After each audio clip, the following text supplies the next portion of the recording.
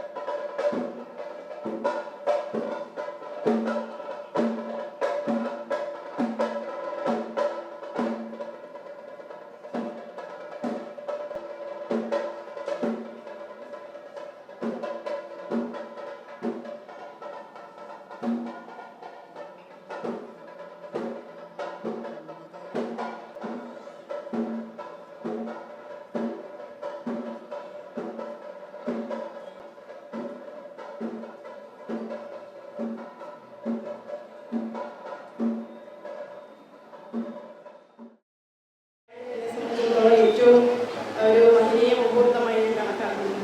പിന്നെ ഞാൻ എന്നോട് ഇവിടെ പരിചയപ്പെടുത്തിയപ്പോൾ പറഞ്ഞു ഈ നാട്ടുകാരിയാണ്, ഇവിടുത്തെ ഒരു സ്ഥിരം ഭക്തയും കൂടിയാണ് ഞാൻ.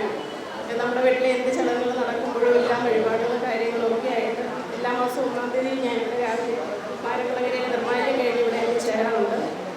ഏറ്റവും സന്തോഷമാണ് ഇവിടെ ഭഗവാനെ. നമുക്കറിയാം അപൂർവങ്ങളിൽ അപൂർവങ്ങളായിട്ട് മാത്രം കാണപ്പെടുന്ന ഒരു ക്ഷേത്രമാണ് ഈ ഹനുമൽ സ്വാമിയുടെ.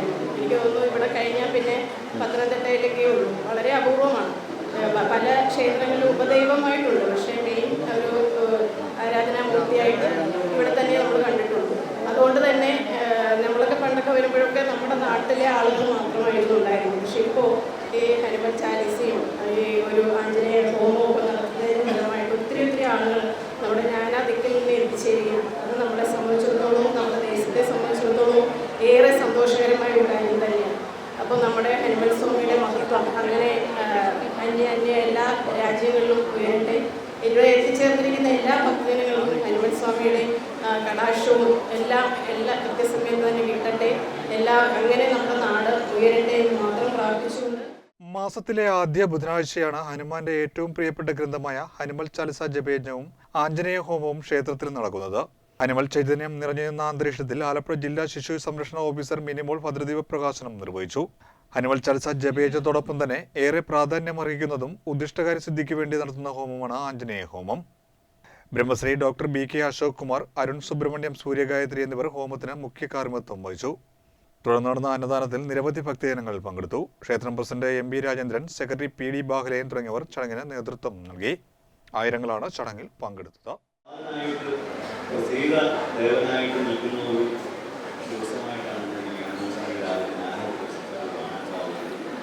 നമുക്ക് അതുകൊണ്ട് തന്നെ ഇവിടെ വരുന്നവർക്ക് എല്ലാവർക്കും അനുസരിച്ച് ഇവിടെ ഈ പരിപാടികൾ നടത്തുന്നവർക്കും പങ്കെടുക്കുന്നവർക്കും എല്ലാം ഹനുമാൻ സ്വാമിയുടെ അനുഗ്രഹം കിട്ടുന്നത് എന്നുള്ളത് യാതൊരു സംശയവുമില്ല. അതുകൊണ്ട് തന്നെ അത് ദിനം നമുക്കിവിടെ ആളുകളുടെ എണ്ണം കൊണ്ടുവരുന്നത് നമുക്ക് ബോധ്യമാകുന്നതാണ്.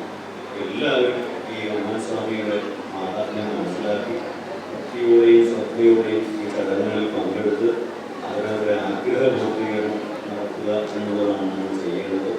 ഹനുമാൻ സ്വാമിയെ മനസ്സ് നിറഞ്ഞ് വിളിച്ചു കഴിഞ്ഞാൽ അദ്ദേഹം നമ്മുടെ കൂടെ ഉണ്ടാവും, ഇനി യാതൊരു സംശയവുമില്ല. അതുകൊണ്ട് എല്ലാവരും ഇനിയും കൂടുതൽ ആളുകൾ ഇവിടെ എത്തട്ടെ. നമ്മുടെ ഈ ആഞ്ജനേയ ഹോമം എല്ലാ സ്ഥലങ്ങളിലും